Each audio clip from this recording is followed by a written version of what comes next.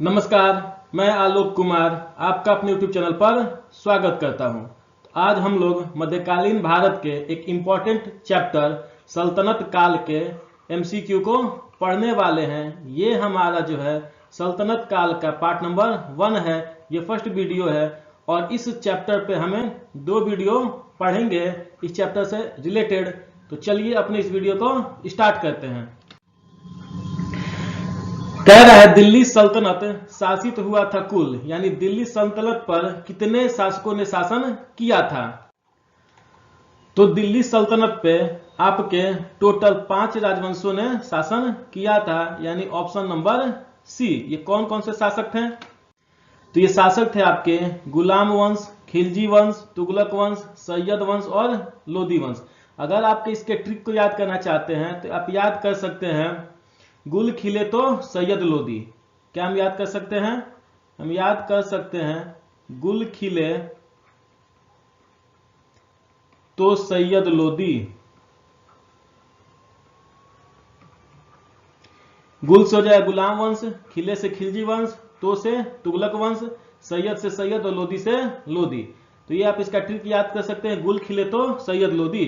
और इसके कार्यकाल को भी आप याद रखिएगा, क्योंकि कभी कभी पूछ दिया जाता है कि इनमें से किसने सबसे अधिक शासन किया था। तो गुलाम वंश ने शासन किया था 1206 से लेकर के 1290 तक। खिलजी वंश ने शासन किया था 1290 से लेकर 1320 तक। तुगलक वंश ने शासन किया था 1320 से लेकर 1413 तक। और सैयद वंश ने शासन किया था 1413 से लेकर के 1451 तक। और लोदी वंश ने शासन किया था 1451 से लेकर के 1526 वंश तक इन्होंने शासन किया था। ठीक है तक? तो आप इसको याद रख सकते हैं कि किन शासकों ने किन किन वर्षों तक शासन किया था। अगर हम आपसे पूछे कि इनमें सबसे अधिक शासन किसने किया था, तो ये आपका किया था तुगलक वंश ने। ठीक है, तुगलक वंश ने कुल आपके 93 साल तक शासन किया था। कितने साल तक? 93 साल तक। और खिलजी वंश ने कितने साल तक शासन किया था? तो इसने आपका शासन किया था 30 साल तक। गुलाम वंश की बात की जाए तो गुलाम वंश ने किया था आपका 84 साल तक।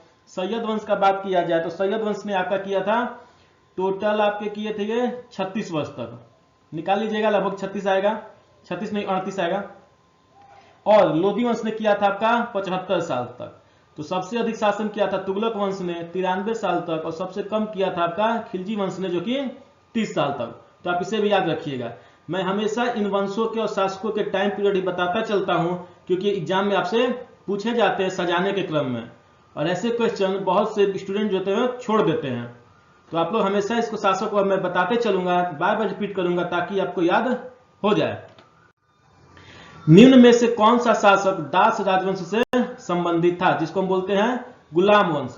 तो गुलाम वंश से संबंधित है आपका इल्तुतमिश। कौन थे? इल्तुतमिश। Option number A. आप ये देख सकते हैं ये गुलाम वंश का शासन क्षेत्र है। यहां से यहां तक इन्होंने शासन किया था, लगभग गुजरात से लेकर के और यहाँ पश्चिम बंगाल तक इनका शासन था। तो ये थे आपके इल्तुतमिश।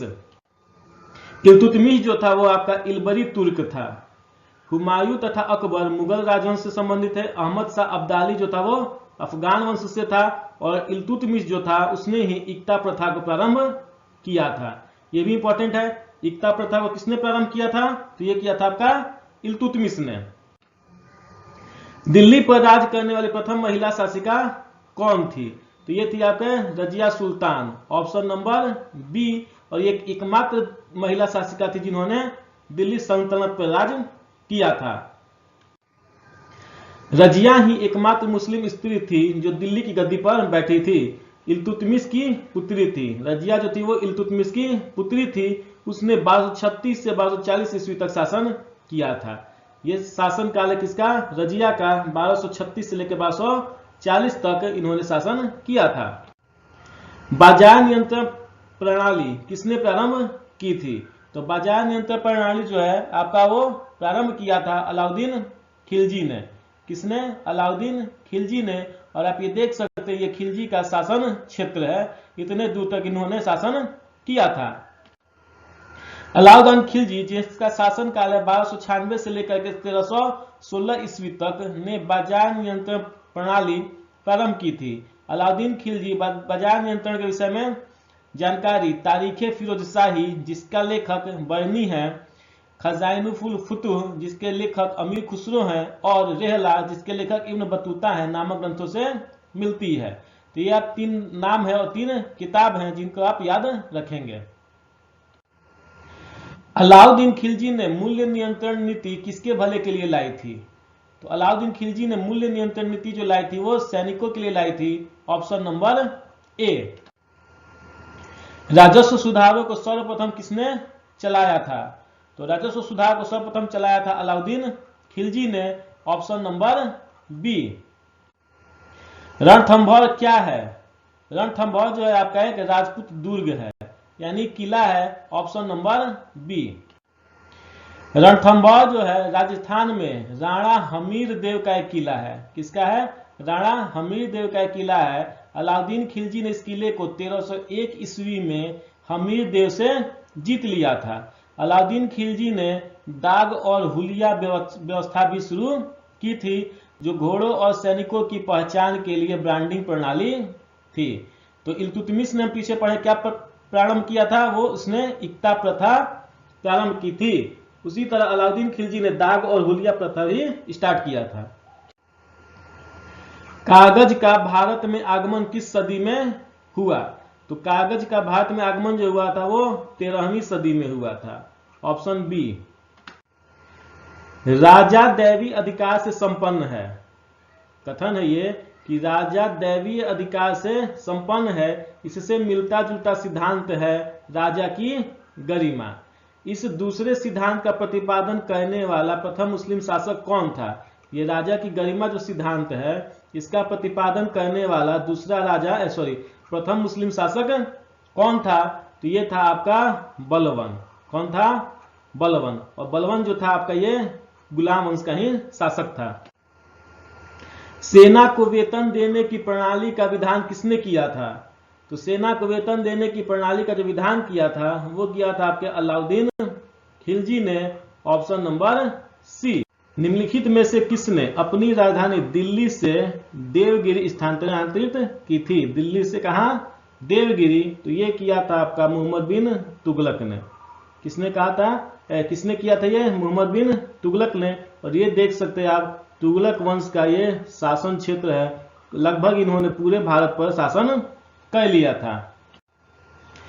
विजयनगर साम्राज्य का हिंदू राजवंश निम्नलिखित की पराजय से समाप्त हुआ। विजयनगर जो हिंदू राजवंश था किसके पराजय से समाप्त हो गया? तो वो राजा था आपके राम राय। राम राय जब हारे तो उसके बाद से हिंदू राजवंश जो था वो खत्म हो गया, यानी 12 का आंसर हो जाएगा बी। बीजापुर, अहमदनगर, गोलकुंडा एवं बीदर की संयुक्त सेनाओं ने 23 जनवरी 1565 को राक्षसी तंगड़ी यानी जिसको हम तालिकोटा भी कहते हैं के युद्ध में सदाशिव राय के मंत्री राम राय को पराजित किया और अहमदनगर के हुसैन निजाम शाह ने राम राय का वध कर दिया। तो अहमदनगर जो है ये है जो 4 जो राज्य मिलकर लड़े थे उसमें से अहमदनगर का जो हुसैन निजाम शाह था उसने राम राय का वध कर दिया था। इस युद्ध का अंत पूर्ण संहार से समाप्त हुआ था। तो किसके मृत्यु से खत्म हो गया था? राम राय की मृत्यु से। नुनीज पुर्तगाली यात्री विजयनगर किसके शासनकाल में आया था? तो नुनीज जो आया था वो आया था अच्युत राय के शासनकाल में। Option number B. पुर्तगाली यात्री फर्नाओ नुनीज अच्युत राय के शासनकाल में 1529 से 1542 ईस्वी के में विजयनगर आया था। ठीक है, कब आया था? 1929 से लेकर 1942 के बीच में विजयनगर आया था। ये अच्युत राय का शासन काल है। उसने अश्व व्यापारी के रूप में 3 वर्ष 1535 से लेकर 1537 ईस्वी तक विजयनगर में बिताए थे। इसके साथ साथ हम देखते हैं अन्य यात्री जो कि विजयनगर साम्राज्य में आए थे। पहला आया था आपका निकोलो कॉन्टी, दूसरा आया था अब्दुल रज्जाक और तीसरा आया था डोमिंगो पेस। ये 3 यात्री जो थे और थे जो आपको नुनीज के अलावे विजयनगर साम्राज्य में आए थे। तो निकोलो कॉन्टी जो था वो इतालवी यात्री था और वो आया था देवराय प्रथम के शासन काल में। अब्दुल रज्जाक जो था वो फारसी यात्री था, वो आया था देवराय द्वितीय के शासन काल में। और डोमिंगो पेस जो था वो पुर्तगाली यात्री था, ये आया था कृष्णदेव राय के काल में। ठीक है, तो ऊपर हम पढ़े अभी कि नूनीज जो था वो भी पुर्तगाली यात्री था और ये आया था अच्युत राय के काल में। तो यानी 2 पुर्तगाली यात्री, एक फारिस यात्री और एक इतालवी यात्री जो थे वो इस शासन काल में आए थे। बोला सूची 1 का सूची 2 के राजवंशों से मिलान कीजिए। ये जो स्थापत्य कला है यानी कि मोन्यूमेंट्स है, और सूची 2 जो है इसमें दिया गया है कौन सा वंश ने उसका स्थापना किया था और इसको आपको मिलाना है। क्लियर है?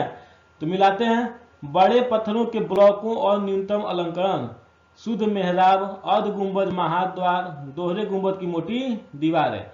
तो शुद्ध मेहराब जो था ये हमको पता है कि इसको मिलाया था कब? गुलाम वंश ने। किसने मिलाया था इसको? बी का 2 हो जाएगा गुलाम वंश, बी का हो जाएगा 2 गुलाम वंश, ये हमें पता है। अर्ध गुंबद का महाद्वार, इसको स्टार्ट किया था मुगल काल ने, मुगल वंश ने ऑप्शन 3। दोहरे गुंबद और मोटी दीवारें ये किया था लोदी वंश ने। और बड़े पत्थरों के ब्लॉकों का न्यूनतम तब हो जाएगा आपका कौन? तुगलक वंश ने।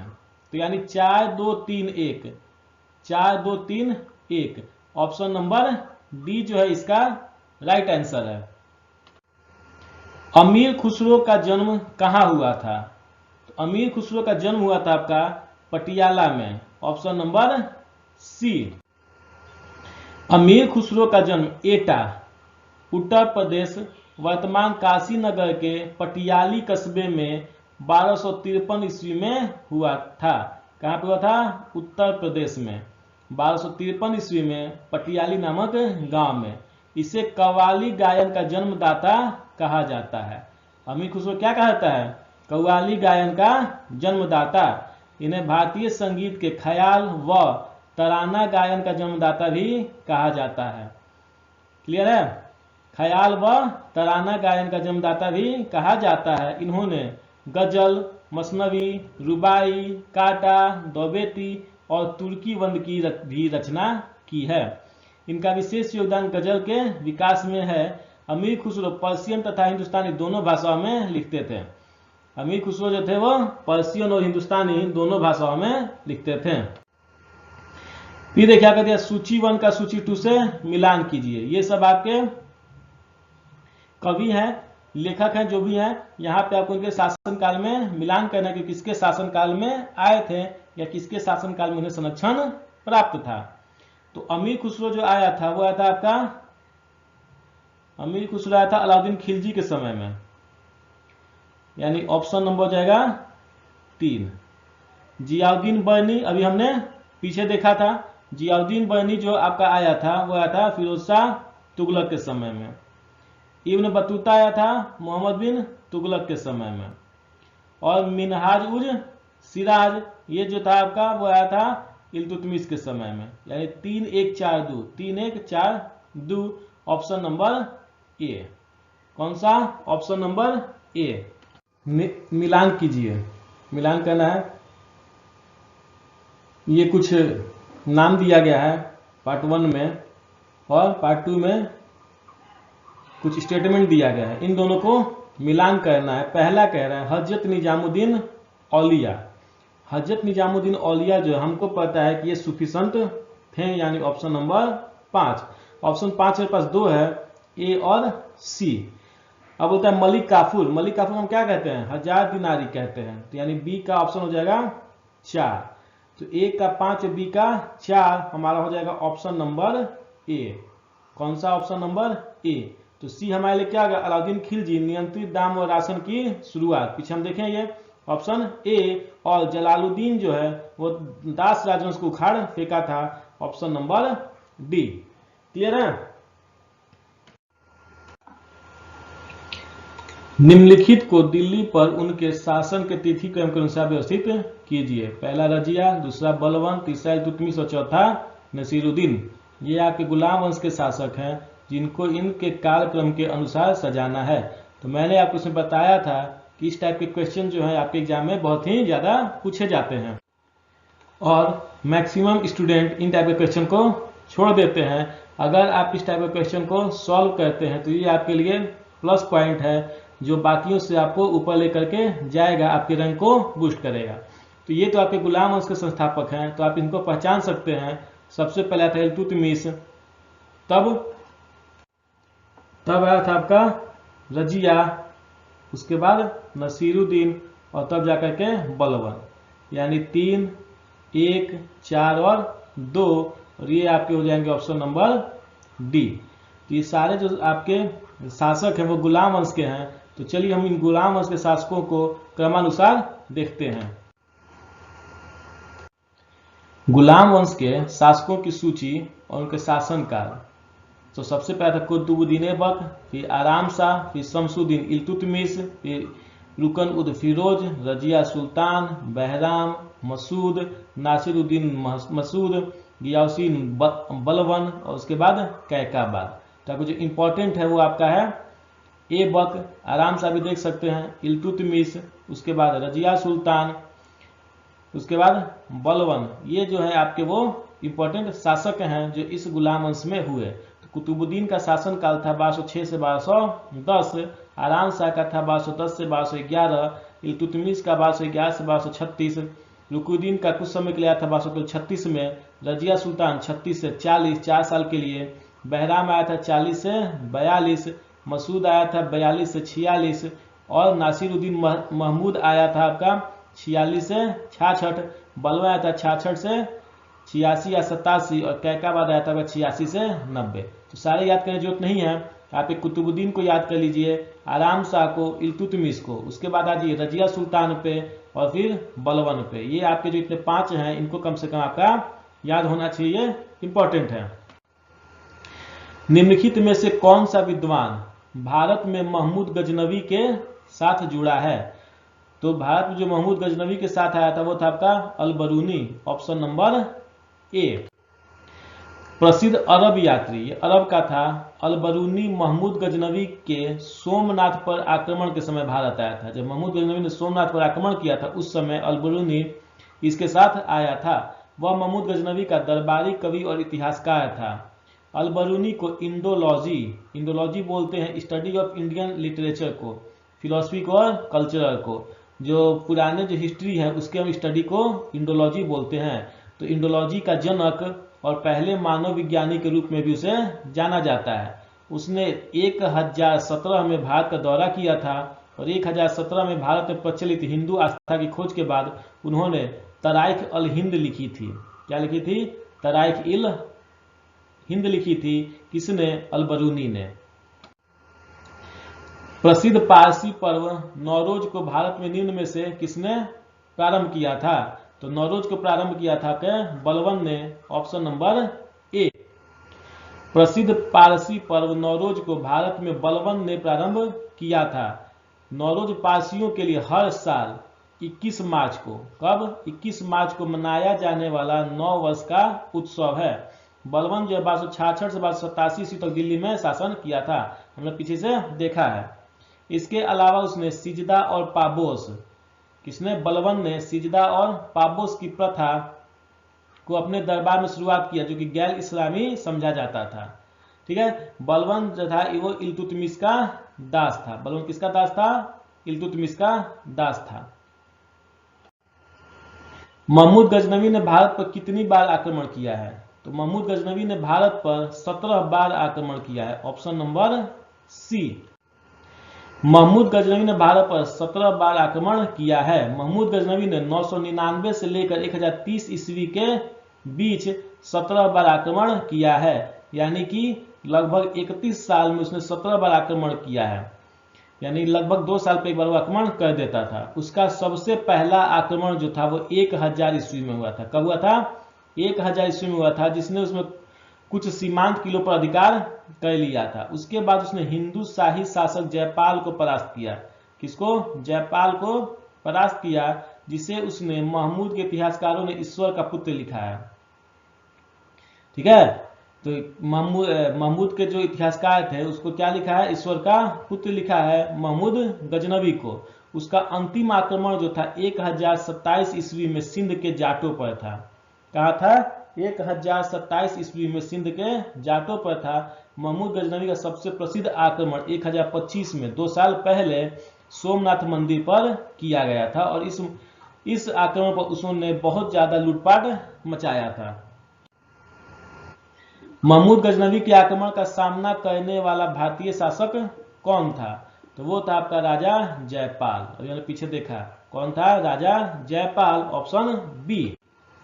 महमूद गजनवी के सामना करने वाला भारतीय शासक पंजाब के राजा जयपाल थे। 27 नवंबर 1001 ईस्वी को पेशावर के निकट जयपाल व गजनवी के बीच युद्ध हुआ, जिसमें जयपाल पराजित हुए। जयपाल के बाद उनका पुत्र जो आनंदपाल था, जिसने महमूद गजनवी के आक्रमणों को चुनौती देना जारी रखा। प्रतिहार वंश का शासक जो त्रिलोचन पाल था, जिसने महमूद गजनवी को हराया था। तो महमूद गजनवी को किसने हराया था? प्रतिहार वंश के शासक त्रिलोचन पाल ने। तराइन का प्रथम युद्ध कब हुआ था? तो तराइन का प्रथम युद्ध जो आपका हुआ था वो हुआ था आपका 1191 ईस्वी में। कब हुआ था? 1191 ईस्वी में, यानी ऑप्शन नंबर सी। तराइन का प्रथम युद्ध 1191 ईस्वी में थानेश्वर के समीप तराइन के मैदान में दिल्ली तथा अजमेर के राजा, कहाँ के? अजमेर के राजा पृथ्वीराज चौहान, जिनको पृथ्वीराज तृतीय भी कहते हैं, तथा मोहम्मद गौरी के बीच में हुआ था।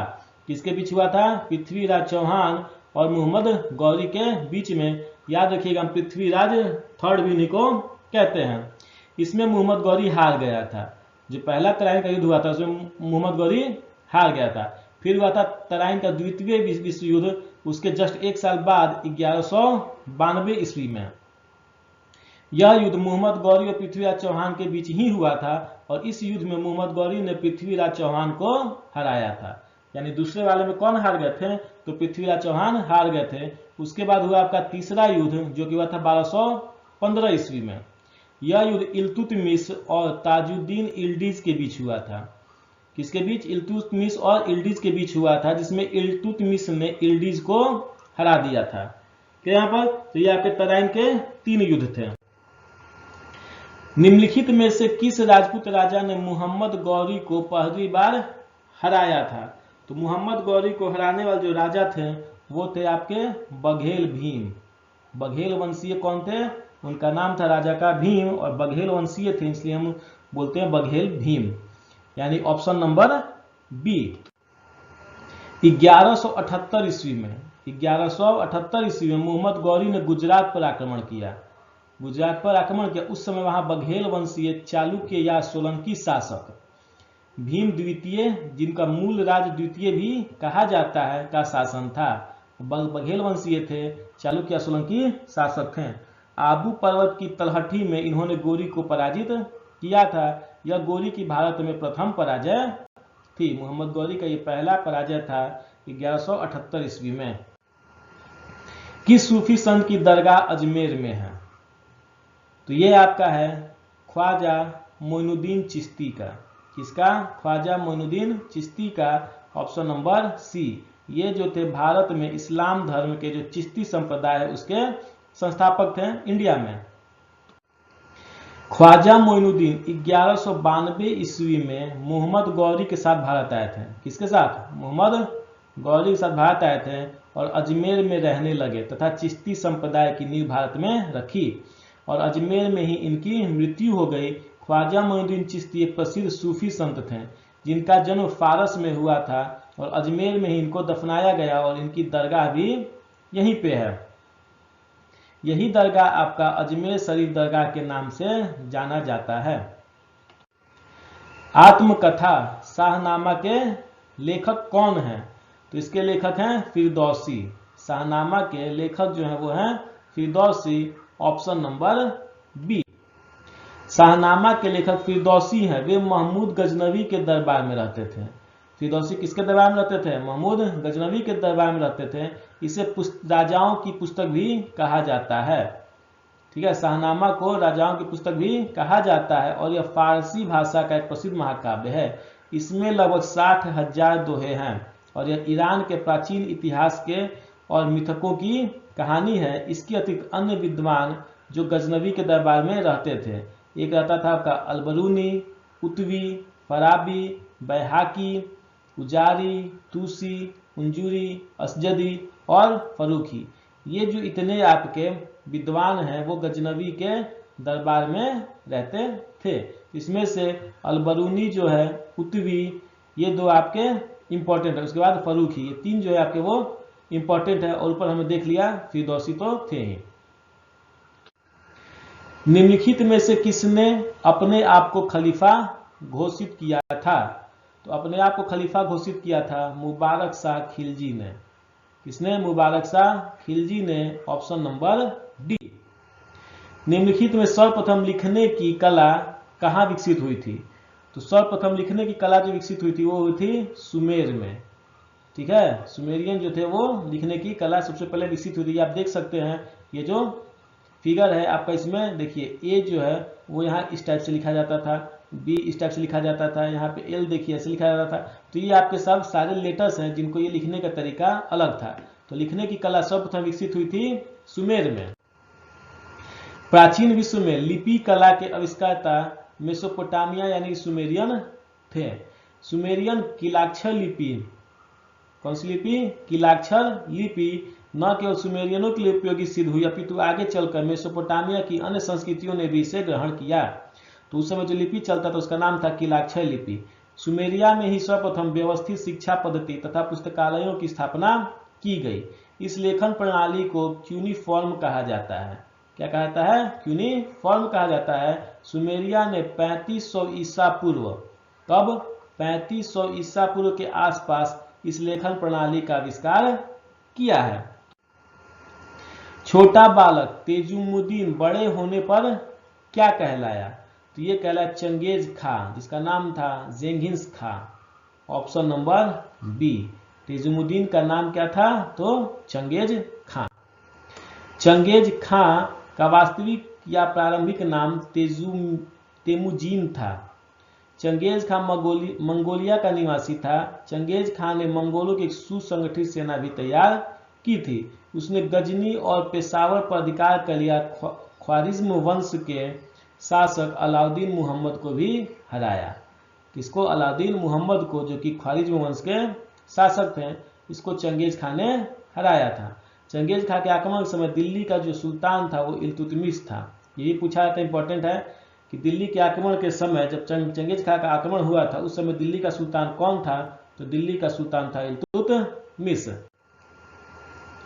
दिल्ली की सल्तनत का मुख्य बाहरी खतरा था, किससे था?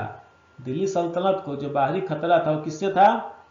तो मुगल से नहीं, अफगानों से भी नहीं, ईरानियों से भी नहीं, यानी इनमें से कोई नहीं। Option number B. दिल्ली सल्तनत मुख्य रूप से मंगोल आक्रांताओं का भय था। किसका था? मंगोल आक्रांताओं का भय था, जिन्होंने समय समय पर दिल्ली पर आक्रमण किए और उनके आक्रमण का सल्तनत आर्थिक और बाह्य नीति पर गंभीर प्रभाव भी पड़ा था। मूरिस, जिसको मोरक्को कहते हैं, वो यात्री इब्न बतूता किसके शासनकाल में भारत आया था? तो इब्न बतूता आपका आया था मोहम्मद बिन तुगलक के शासनकाल में, यानी कि option number D. Ibn Battuta Morocco का मूल निवासी का मूल अरब यात्री था। मोरक्को मूल का अरब यात्री था। विभिन्न देशों की विस्तृत यात्रा के बाद यह 1333 ईस्वी में मुहम्मद बिन तुगलक के शासनकाल में भारत आया। मुहम्मद बिन तुगलक ने इसे दिल्ली का काजी नियुक्त किया था और 1353 ईस्वी में मोरक्को लौटने पर इब्न बतूता ने रेहला नामक पुस्तक अपने यात्रा संस्मरण का संकलन भी प्रकाशित किया था। निम्नलिखित में से किसने ढोल की तेज आवाज के साथ एक महिला का अपने पति की चिता के साथ स्वतः को जला लेने के दृश्यों का भयानक चित्रण किया है? तो ये किया है आपका इब्न बतूता ने। इब्न बतूता ने इस भयानक चित्र का चित्रण किया है। तो ये आज का आपका जो वीडियो था सल्तनत काल का पार्ट नंबर 1 ये समाप्त हुआ। ये वीडियो आपको कैसा लगा कमेंट सेक्शन में जरूर बताइए। ये वीडियो आपको अच्छा लगा है तो लाइक, सब्सक्राइब और शेयर जरूर करें। तो मिलते हैं आपसे अगली वीडियो में, तब तक के लिए धन्यवाद। Bye bye, take care.